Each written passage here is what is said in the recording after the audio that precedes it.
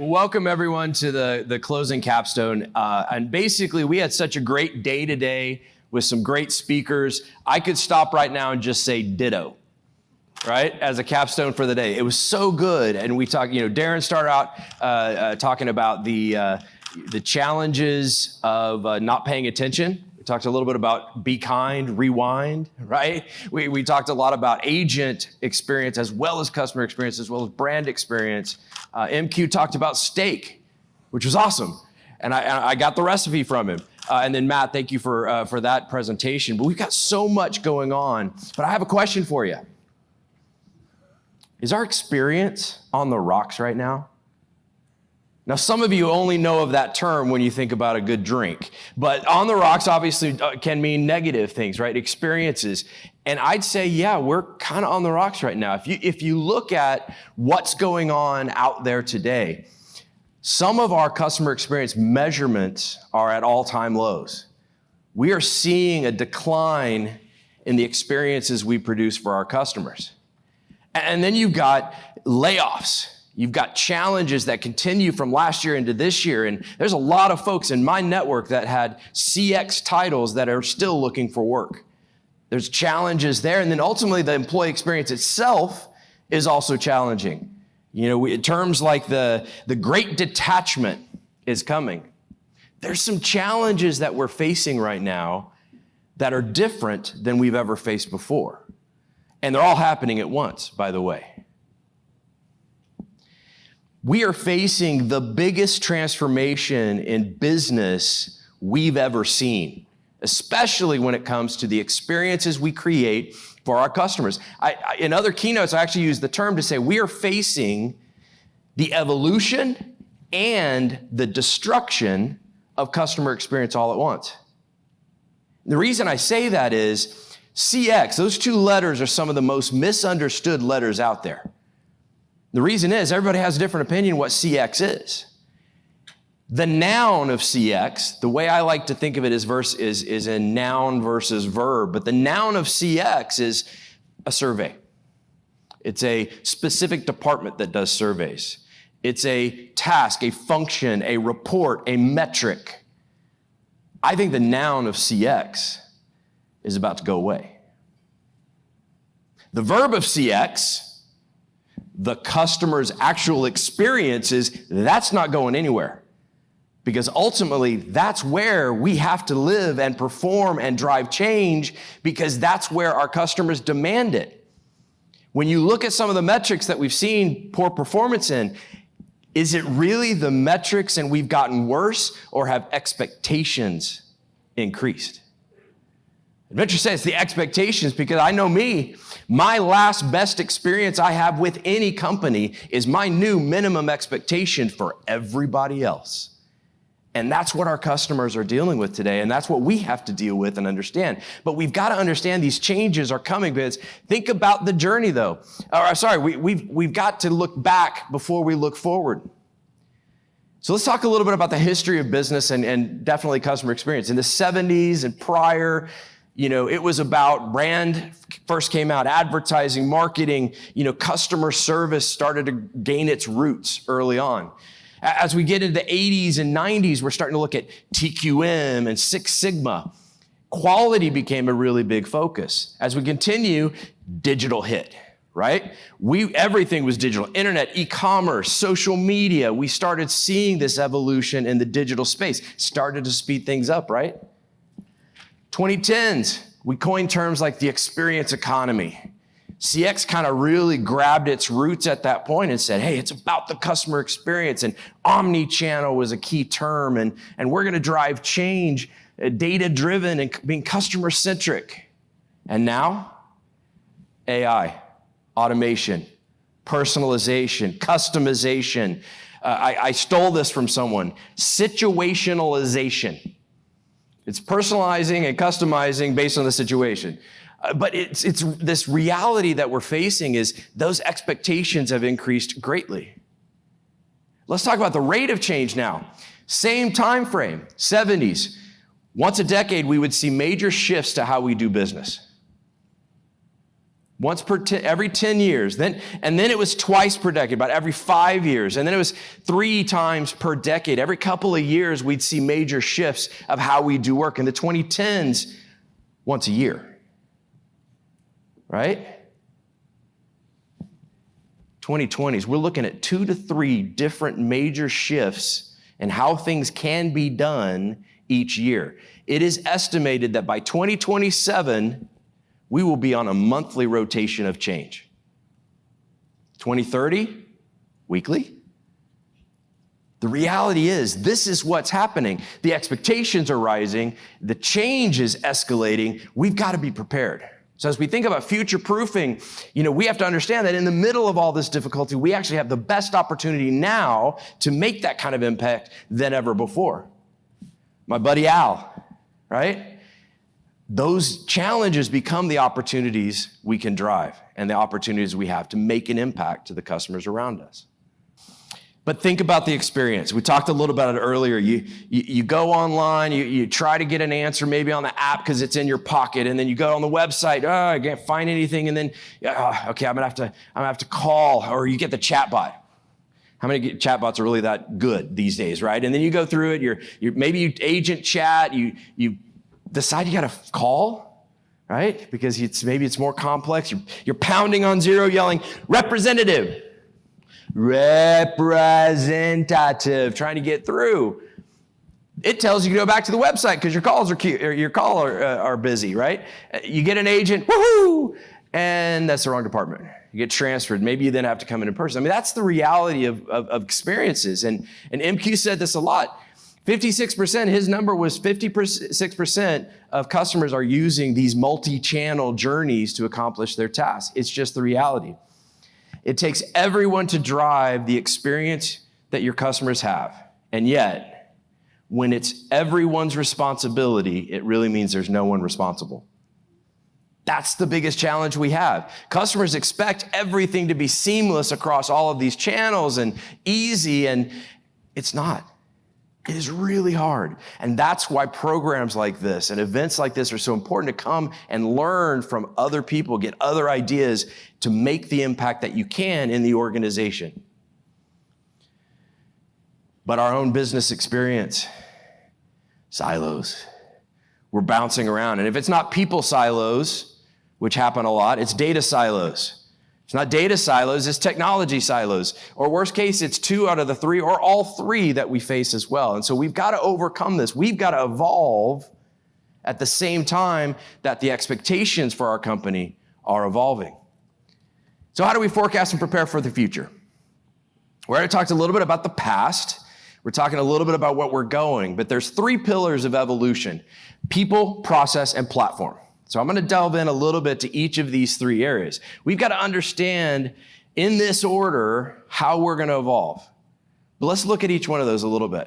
So first, people. You got to align your people. You got to get your teams ready. This is so core in your areas of customer service and the contact center. But the past was about divide and conquer.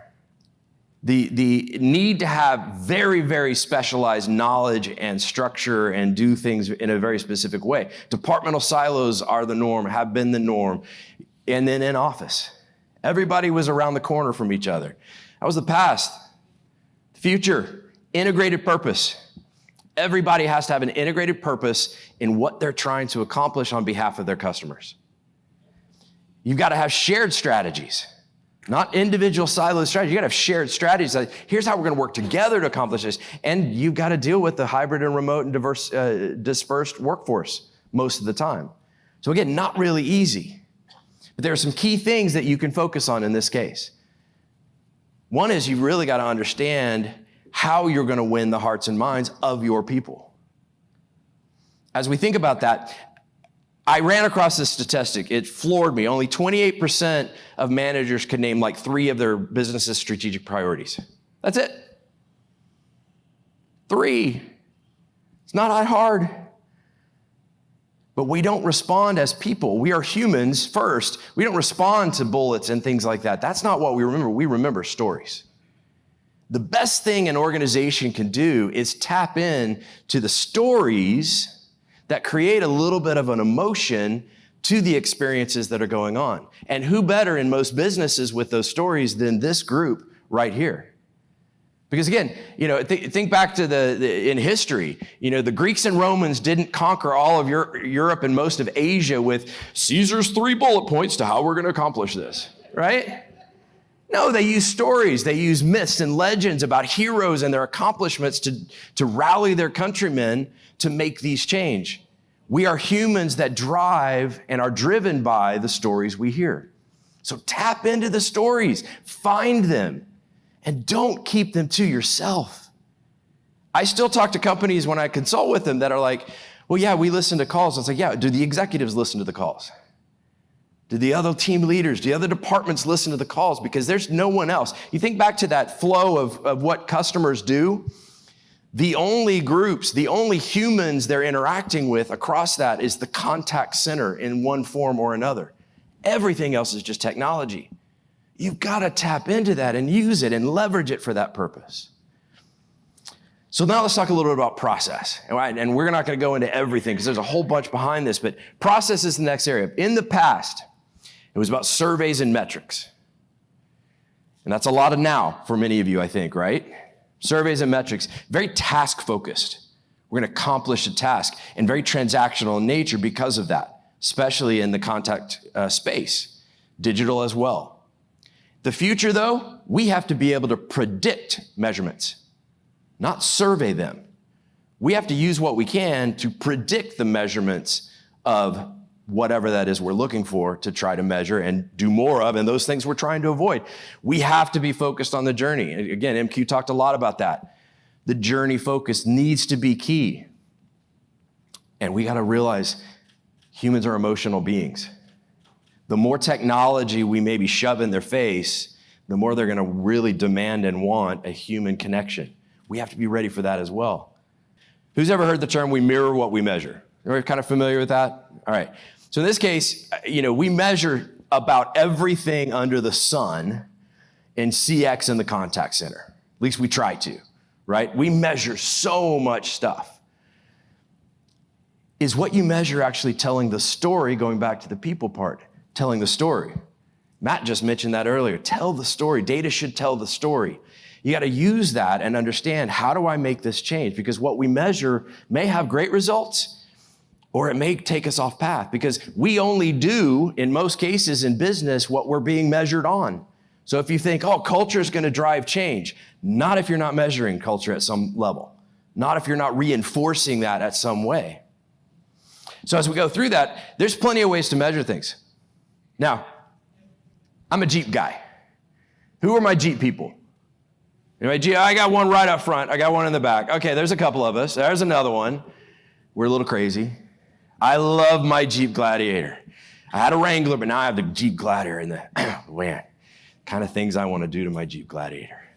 Oh, sorry, that sounded a little dirty. I didn't mean it that way. But we are crazy, right? So I was so happy. I got my brand new Jeep Gladiator. I took it in for an oil change and a tire rotation, very first one. Took it to the dealership, figured it would be pretty easy, scheduled online, showed up. What should have taken 30 minutes took an hour and a half. During that process, I figured out one of their bays was down for maintenance, and so they were running behind. And the technician, as he's walking me to the car after an hour and a half and a missed meeting, hands me the keys, says, "Hey, Sean, there's anything we can do to get all 10s, let us know." Go back in time and get it done in the right amount? I ignored him. Next day, he had told me I was going to get a survey, and sure enough, I got an email with the survey on it. At the very same time, I got an email from that same person, that same technician, saying, "Hey, remember, Sean, if there's anything we can do to get all 10s, let me know." It's like, now he's begging. So I figured his bonus was relying on or something like that. And again, I wasn't going to, blame him for the bay being down, but I wasn't going to lie and give a good score. So again, I ignored it. Next day, I get an email from the service department manager. It says, "Hey, Mr. Albertson, I see that you haven't taken the survey yet. I tell you what, if you take the survey and you give us all 10s, I'll give you a free tank of gas and I'll cover your next 2 oil changes." Now it's bribery. We have to understand that when we measure things, though, there's also risk. It can be misused. right? I run plenty of contact centers over my career, and I remember one time I was walking out on the floor, and I noticed that a lot of the agents had this little, kind of this running graph on the bottom corner of their computer, and I'm like, I don't know what that is. And so finally, I asked somebody, and he said, oh, I hit it. Come to find out, they had figured out that since we were only recording a certain percentage, that their CPU usage would go up when they were being recorded, and those were the potential ones for call quality. So we got folks that turn into rocket scientists when they figure out ways to get around stuff. So we have to understand that the measurements that we go by. Now, when we think about measuring, we have to then go back and make sure that when we're measuring, it goes back to the second piece, which is the customer journey, measuring the journey. Now, what are some of the metrics you guys use as your primary leading metric to understand the experience and or loyalty at your organization? Shout them out. CSAT? Yeah. What else? NPS, very popular. FCR, absolutely. We got all sorts of metrics and measures. Now, I did research last year at the end of the year, and we just launched the reporting pretty recently. It talks about what are the drivers of loyalty, because when push comes to shove, if what we're doing and measuring doesn't point to something like loyalty, which really means revenue for the business, they may ignore it. Satisfied customers don't drive revenue. Loyal customers do. So let's understand that a little bit. So we started digging into that, and it comes into 4 areas. I'm only going to really cover one, but professionalism, the first one, and key trick here, this is not just agent professionalism. This is your organization's professionalism. Effortlessness, being easy. Advocacy, being an advocate for your customers, tapping into the emotion and empowerment of that through your employees and your business, and then last, knowledgeability. But I want to focus on effortlessness, because the reality is when we think about understanding what drives loyalty, potentially what drives net promoter score, sometimes it's hard to get to.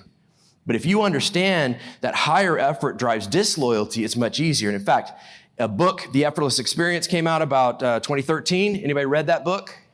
Great book, still relevant today. But what they found was the customer was 4 times more likely to be disloyal if something was hard to do.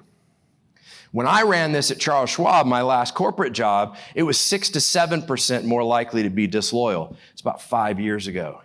The report last year, if something is hard to do, 13 times more likely to be disloyal to your organization. There is nothing more actionable than understanding the experiences that you're creating through your own teams as well as the website and everything else that's driving that disloyalty. Fix those things in a way that drives that change. If it's easy, they were 12 times more likely to be loyal. And I'll give you a chance for you guys to download later that report, but we got to understand that that's about the journey, because I don't look at a task and think that's enough. Third pillar is platform. There is an extremely important reason why I say people, process, and then platform. I needed a third P. Everybody uses technology, but really platform means a group of technology or pieces of technology that work together for purpose. And that's what's expected, because the past, very purpose-built technology. It was all about scale, standardization. Now, integrated platforms, personalized experiences, AI. We have to leverage those things. Now, this is not easy. This can be very heavy. But as we think about it, we've got some assistance now. Now, I'm not going to go into great detail. I do a lot of speaking about AI. This is not going to go through that, but AI is a part of it. We talked about it already several times today. We have to understand that AI is coming, whether we're ready or not. Now, I asked AI, explain AI to me in AI terms, because those are the other 2 letters that are most misused, by the way. CX, misunderstood and misused. AI is the other 2. Right, that are horribly misused in so many cases. But you've got assisted interpretation, summarization, being able to take notes live from the transcript and drop them in as notes into the CRM, interpreting information at that level. You've got automated integration. You've got the ability, like chatbots, to automate and integrate your customer with your business. You've got actionable insights, all sorts of research that comes out of that. The ability to then study mass amounts of data at scale and bring it home. You've got adaptive interactions, personalization, making changes to their experience based on the data as it's coming in. And then lastly, agent intelligence, being able to leverage tools now to study the behaviors of your organization, your employees, and reinforce the positive and change those that need some improvement. But here's the reality when it comes to AI. Stop looking at the technology. Stop it. Take a step back and think about, a little bit what Matt said, what do you want the end result to be? He said kind of find a problem and then fix it with technology. I reverse that. Find what you want it to look like and use that as your guide of where you want to go. Pie in the sky, crazy thoughts. How would I love my experience to be with customers? And then go after it. Because guess what? If the technology, like the tools aren't ready today, at least by tomorrow, there's a chance things are going to be changing that fast. But if you have that North Star of what you want the experience to be and why, now you can start building towards that future and bringing those tools into place. Now, I do a platform maturity scale. I think every consultant out there does one, and mine is on CX. And it's a combination of studying and implementing a better experience. And there are 5 levels, as most maturity scales are. Limited is basically just that. You barely listen and you don't do a lot with it. And there's still a lot of companies sitting in that space, in that limited space. Silos, do some listening and some execution, but just within your fiefdom, just within your area of influence. Multimodal is kind of limited on or siloed on steroids. It's still relatively separate, but you're doing a lot more with it. Maybe you do have in the contact center, surveys and text analytics and other tools of analytics that you're driving, but you're still kind of only working within your area. Integrated is you're bringing it all together. You digital data tied to your call center data, tied to your mobile app data, tied to the experience and the journey driving that improvement. That used to be the top level. Not anymore. The expectation now is level 5. Use that data in real time and change my outcome. Think about the experience, know that I'm heading down a bad path or a potential risk area and change it. Interrupt my flow going the negative way and do it a positive way. That's the new expectation. And it's becoming possible.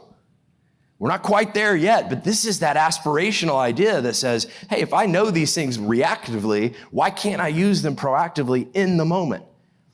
And stuff like that is going on now. It's an exciting time, but again, we have to have that vision of where we're going to take it and how we're going to do this together. We must evolve, just as CX is evolving. And I said earlier, when it's everyone's responsibility, it's no one's responsibility. The truth of it is, someone's got to take the lead. And an audience, you in this room are better than almost anyone else to do that. Because as you interact with customers, you study the experience, you're the few people who look at everything across all the channels and can understand it. I've talked to digital teams that never talk to their call center. And I'm like, why? They're the best source of information about what customers hate or love about the website.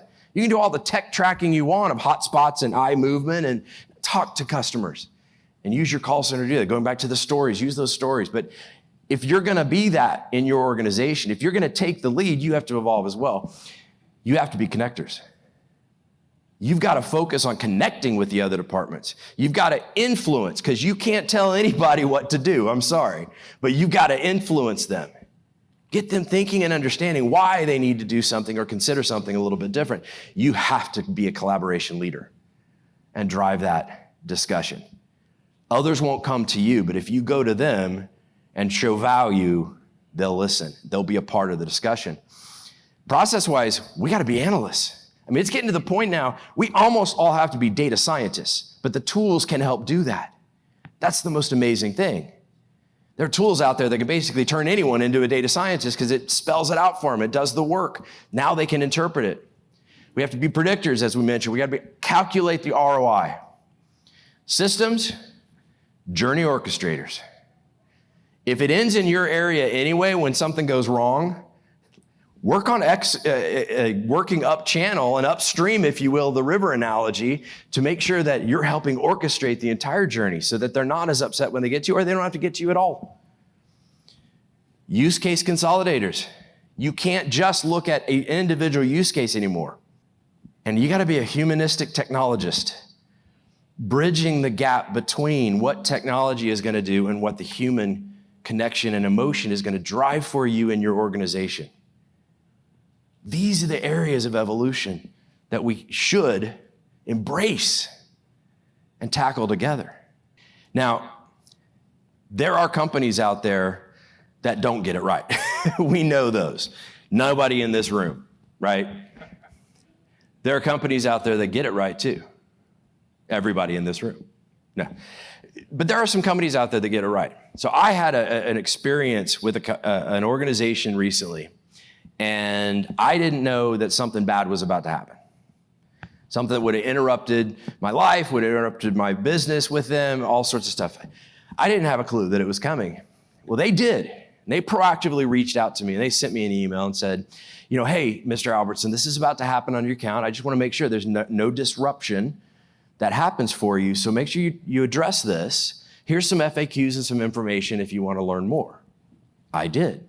I clicked the button and went directly to the website, that part of the page. That gave me some information. I was reading through it. It made sense, but then I caught something in one of the terms that I said, ooh, I may have to go in person. I really don't want to go in person to do this. I wonder if I could avoid that. I avoided the chat at that point, but I picked up the phone and I called. I hit the IVR. Didn't have to pound on zero or yell representative. It said, hey, Mr. Albertson, I see this is about to happen on your account. Is this why you're calling today? Well, yes, it is. Great, let me get you to that department. Transfer me to the department. Still some hold music, still a little bit of waiting time, but got to the agent and the person said, hello, Mr. Albertson, I see you're routed here because this is going on. What can I answer for you? What kind of questions do you have? I asked my questions. He said, oh, yeah, unfortunately, you are going to have to come in person. I tell you what, I just sent you a link to schedule an appointment with us. Great. I looked on my phone. Sure enough, I had just gotten, I clicked it, scheduled it for the following week. I was pretty set. Great. Got reminders about 4 days in advance, about 3 days in advance, and the night before about the appointment, all with options to reschedule or cancel if needed, right? Pretty straightforward. I was good with the time. The morning of my appointment, I got a text message and an email that said, when you get on site today, click this link. Okay. I walked across the threshold of the room. I clicked the link. It said, you are number 6 in line. Wow. I'd barely sat down and all of a sudden go to desk 5. I got up, I went to desk 5. The person there said, hello, Mr. Albertson. I see this is what we're doing today. Let's knock this out and get you on with your day. Seamless. But seamless, more importantly, across, remember those channels, across technology, human interaction, more technology, and more human interaction. They had gone through the river of experience, often filled with rapids or rocks or obstacles, hence the name of my company, Rocks, and they had removed them. They had made it seamless. Now, I have had some of my worst experiences I've ever had have been with companies that actually win awards for customer service. And I'm like, you didn't interview me. That last experience, that seamless experience across all the different channels that was so easy to do. My local DMV. What? DMV, long time known as where customer service or customer experience goes to die. And they had figured it out. They worked across their organization to understand it, remove the obstacles, and create an experience that I now tell from the stage. Now, I hope this has been encouraging and not scary. The reality is change is coming. Having a future vision, understanding the purpose, driving to the changes across people, process, and platforms, that's where we're going to be successful. That's where we're going to find the future together. Now, a couple of things on that. I started a community, and it's an online community that you're welcome to join for free, CX on the Rocks. And it's really about this, learning and growing together in the midst of all this change and transformation. I also have a little bit of a survey there if you're willing to give me that. If you take the survey on giving me feedback, you actually then get routed to the report I talked about for 2024 on the state of customer experience and what drives loyalty. Or you can sign up for the newsletter as well. Oh, and by the way, if you take the survey and you give me all 10s, I'll give you a free tank of gas and I'll cover your next 2 oil changes. No, but again, this is where we are, and it is such an exciting time to be looking at this together, because change is here, change is accelerating, but with the right vision, strategy, and purpose, we can meet it together. Thank you very much.